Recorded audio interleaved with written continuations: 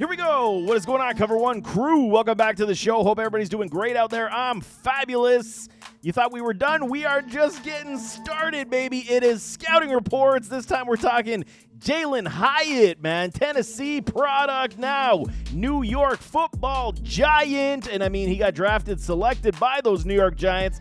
This seems like one of the better landing spots for the man. I got everything you require to understand who this man is, how he's going to potentially be in the NFL. Pros, cons, break down the team, depth chart, and then give a final grade score. I'm telling y'all, this is gorgeous stuff.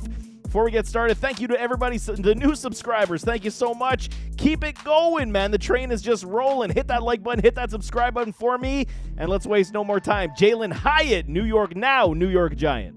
You know, just because the NFL draft is over, that doesn't mean we don't need to understand who these players are, not only for your favorite team, but for dynasty purposes, for redraft fantasy football purposes. You got to know who this man is. Let's start off with the draft, baby. He got drafted by those New York Giants, the New York football Giants. Round 3, pick number 10. He slid in the draft just a little bit. I think it was a shock to a lot of people, but I mean, there was early buzz believing that he could sneak his way into that first round based on the speed, skill sets. And I think he was, if he ran faster at the combine, even though he was a solid 4.4, I think they were thinking he was going to be a sub 4.4. That's why I think he kind of fell in the draft a little bit as well. Some inadequacy in his game, which I will get to, but we continue down the path of these New York Giants and why they selected this man and his services, because as you can see with the depth chart, you got Isaiah Hodgins, Darius Slayton, newly signed Paris Campbell, Sterling Shepard, Wan'Dale Robinson, and then Jamison Crowder, and then obviously others that reside down the depth chart that much more. So you do have a talented roster here. You signed Danny Pennies, Daniel Jones. I'm going to continue that nickname even though it's probably not warranted anymore. He's probably uplifted to Danny Nichols now, but I mean, it's a good wide receiver core. Is it a great wide receiver core? It could potentially turn out to be that way. We know what Sterling Shepard is on the field when healthy, but can he stay healthy? Dealt with lots of injuries. Wan'Dale Robinson showed some flash, but again, the injuries and the concerns in that respect. Darius Slayton is that up and down, hit and miss. He's got his contest, and then he doesn't, and then Isaiah Hodgins came on like a bat out of hell this past year, and catching every touchdown to come his way, and then obviously adding a guy like Paris Campbell, who has, frequented the medical room himself quite a bit throughout his early career, played very well last year. So we'll see. It's a very good, well-rounded wide receiver room. Is there really an alpha on this team? It's debatable, and at this point, we can probably say no. So there is opportunity for a Jalin Hyatt to make his name known early and often by making a lot of plays. He could easily bump out a Darius Slayton or a Sterling Shepard in that respect. So Jamison Crowder might be on the roster bubble as it is, but I mean, if you're talking me right now, I'm thinking Isaiah Hodgins, Paris Campbell, Wan'Dale, and then Hyatt sprinkled in as well. And I think, they're eventually going to move on from a Shepard or Slayton just based on how they're building this wide receiver room. Brian Dable is definitely a magician, and he will be able to exploit the talents of all of these gentlemen. But what do you say we dive into those measurables as per usual? Hyatt is 6', 176. He is only 21 years of age. He played in 29 contests, 108 receptions, 1769 in yardage, a nice 16.4 on the average, and a good 19 touchdowns in those 29 games. This past year was the baller season for a Jalin Hyatt. He played extremely well, put his name on notice, and made me take notice, no kidding, about how well he played. But when we're talking about some pros, he's got a good list of them. Explosive speed, man, straight up on film. The 40 time I did expect also a sub 4.4. Did not happen. He ran 4.4 clean. Tape speed is definitely faster than it is at the combine, and I always go off the tape review rather than what combine measurables are there. Just aids in the process of the scouting department. But, I mean, telling you, man, explosive speed on that field. Just go watch the game versus Alabama, and you'll understand what I'm saying. He cooked NFL now, and NFL rookie corners, I should say. I'm stumbling all over myself, but he just cooked them clean. Had a great contest in that game. Breakaway wheels, definitely there. You get the ball in his hand, and he's he's off to the races. He's going to be a very difficult human to catch on this field, and the New York Giants needed that deep threat to stretch the field. Give Saquon Barkley a little bit more opportunity without seeing stacked boxes. You know, they're going to utilize him a lot in the deep threat ability with those breakaway wheels. The slant and go is sweet, and I got to say it where it is. Give the man credit where it's due. The slant and go is definitely there, and it's sweet because once he gets the ball in his hand, he's a threat every single time to take it to the house and make a house call TD6, and you're going to understand what you see in a Jalin Hyatt, even if you just watch his highlight film. Okay, if you want to break down a good game, you go watch the Alabama game.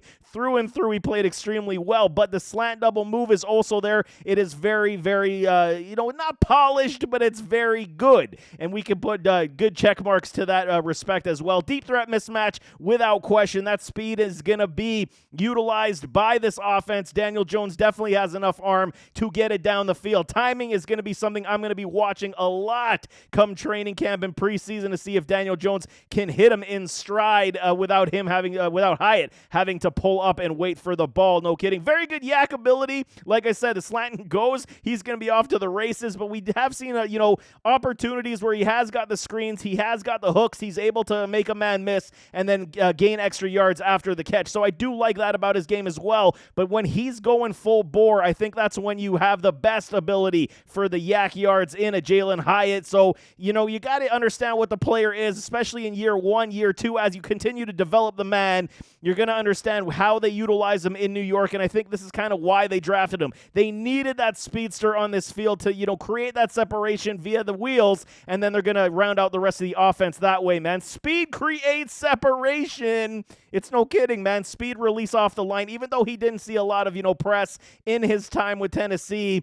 I mean, the speed creates it. So if the defensive back does not get an arm on him and put up a jam, Jalin Hyatt's going to run right around this man, and he's going to take it deep as well. So the speed separation is definitely there. The footwork, we'll see. I'm a little bit saying it's on the average side right now off the line, but the speed footwork is definitely there where he's able to at least make the one shuffle step and then go, and he's off to the races. Hands are good. I like his hands a lot. He is a hand catcher. He is not a body catcher. He can snag the ball over the shoulder, out of the air, on those screens, like I said, on the hooks. It is there as well. He can be a little timid over the middle. That's one thing I will say about him, but his hands to me are very good, and I don't think it's going to be a question mark whatsoever. Route tree is average, and I'm putting it here. I could have put this as a con a little bit because there is refinement needed in the route tree, but for what he does well, the slants, the goes, I mean, it's there. The wheel routes are there, so for what he was asked to do, he executed it pretty much perfectly, and you can't really say anything bad about it in that sense. Is there going to be needed refinement? Absolutely, but for what he does, the route tree is average, and it's good enough for what he's going to be asked to do likely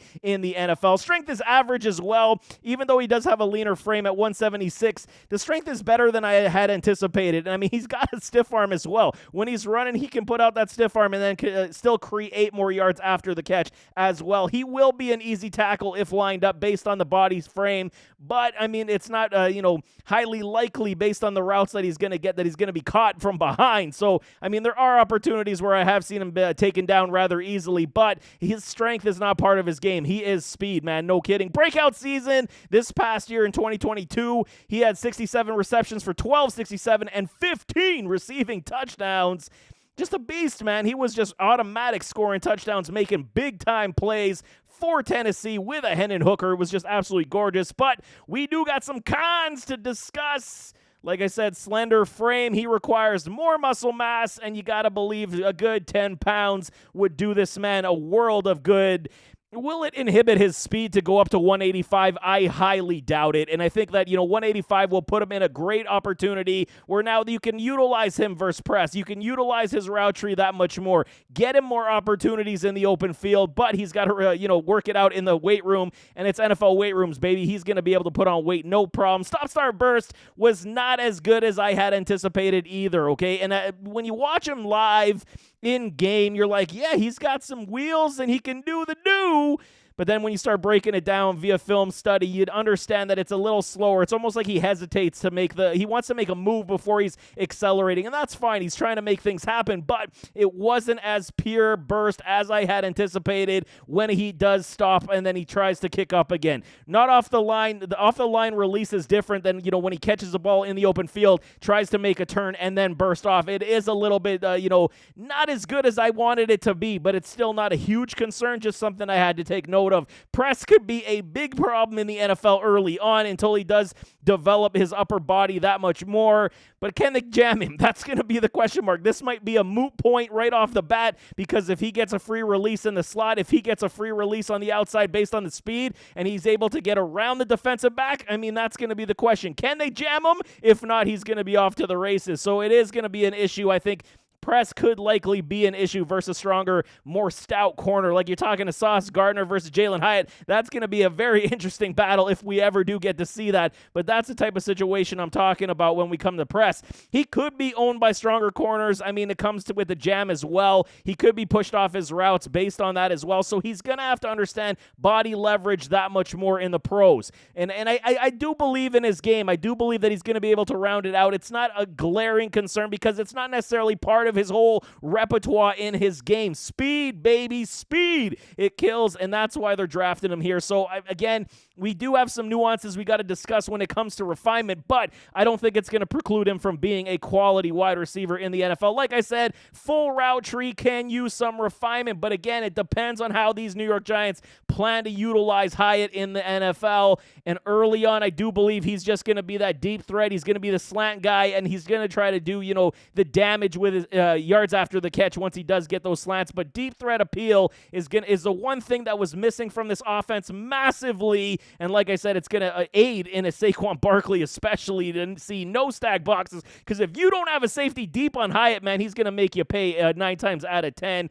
Is he only the deep threat? That's what I'm saying. So it's one of those question marks that we got to say, is he going to be limited to that? And based on what I said with the receiving depth that the New York Giants do have, it's going to be interesting how they utilize him. I'm leaving the door open to say he's not just a deep threat, and I'm hoping that he's not going to be, because I think that's underutilizing what his talents are and what he could potentially be in the pros. But early on, I want to say for year 1, year 2, depending on how they who they release off this depth chart when it comes to the wide receiver room, Jalin Hyatt will have a very unique, limited skill set and ask from Brian Daboll and company. Field awareness does need some improvement. I want to see him, understand where to place himself for his quarterback. When Daniel Jones is under duress, we got to understand where he's got to go with the ball. And if he is, going mid to cross about 15 yards, mid deep, 20 plus, you got to understand coming back to the quarterback is very important. And I didn't see near enough of that to be, feeling comfortable that that's going to happen in the pros. But however, he's likely going to be, the third or fourth option in any route segments that they do have in the scheme. So year 1 might just be a toss-out for this con anyway, but his awareness definitely needs to be improved. Was he the one-hit wonder, the one-year wonder, and that's why he fell in the draft based on the route tree, based on the lack of strength ability, based on the size? 6 feet's a good size. We like the height, but the weight, very lean and slender. That's kind of why you believe he fell in the draft into that 3rd round. But I do believe in a Jalin Hyatt. I think his game is very good, very sound, and he is definitely going to, pay dividends for these New York Giants. But for grading purposes, got to give all these rookies a grade, man. Now we know the landing spot. It gives us a little bit more to discuss, and you got to love it. 74.4% I got for a Jalin Hyatt. Very good score for a speedy wide receiver, but he did drop in a lot of categories for me because his game isn't overly, sound to where you want it to be. There's not enough tape to say, I got the warm and fuzzies on this man to do the damage in multiple facets in the game on the field. However, there is ways that this man will be able to improve, especially in this New York Giants offense. I do like the landing spot quite a bit. Year 1 may be a stretch to see a lot of playing time, but he could likely get on maybe in the second half of the season unless he flashes too much in the preseason and training camp to take him off the field. but this rotational pieces, I mean, how many injuries we've seen the New York Giants wide receivers have. That's why they're bulking up in this wide receiver room, and Jalin Hyatt could see the field roughly around week 6 to week 8, week 9, and we could see him do some damage with those wheels. So there you have it. That is Tennessee wide receiver Jalin Hyatt, now New York Giant. Very interesting stuff. The Giants locked up Daniel Jones for the long term. Still negotiating with a Saquon Barkley, but they got a lot of talent at the wide receiver position. But again, do they have that alpha that's going to take over contests, or are they going to be multidimensional and spread the ball around? I think that's actually better for a Daniel Jones, where he doesn't have to focus just on feeding one primary target, and he can spread the ball around to whoever's open, and it's going to make this offense move that much better. But nevertheless, as always, don't forget to hit that like button. Hit that subscribe button, jump in those comments, give me your thoughts. What do you guys think of Jalin Hyatt? Giants fans, you guys happy with the draft pick? I think the value was absolutely phenomenal in the 3rd round. He could be a legit steal for you guys. Big time playmaker, baby, and he's going to show it with his wheels. But nevertheless, we'll see you next time. I am out.